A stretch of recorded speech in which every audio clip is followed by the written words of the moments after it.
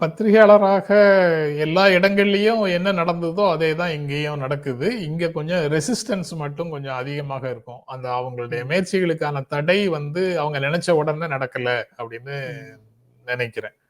ம். இப்போ மிகப்பெரிய அளவுல 2021 தேர்தல்ல மேற்கு வங்கத்துல இந்த ஆட்சியை பிடித்து விடுவார்கள்ங்கிற மாதிரி இந்திய அளவுல ஒரு தோற்றத்தை கொடுத்தாங்க. ஆனா மேற்கு ம். வங்கத்திலயும் இதே மாதிரி ஒரு அஹ், மொழி மொழி சார்ந்த பெருமை, ஆம், அந்த சமூகத்துக்குள்ள ஊடாடி இருக்கின்ற மதச்சார்பின்மைங்கிற உணர்வு, இது எல்லாமே வந்து பாஜகவை வெற்றி பெற செய்யாமல் தடுத்தது.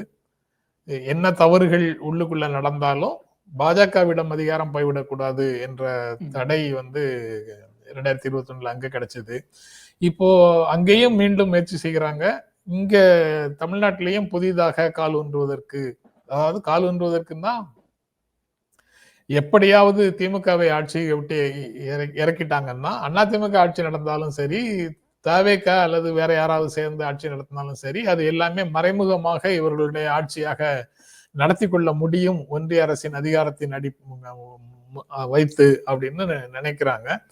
அதனால திமுகவை எப்படியாவது ஆட்சியை விட்டு இறக்குவதற்கு என்னென்னலாம் செய்ய வேண்டுமோ அனைத்தையும் செய்கிறார்கள். இந்து முன்னணி இந்த மாதிரி மாநாடுகள் மூலமாக ஆதரவு திரட்டி கொடுக்கிறது.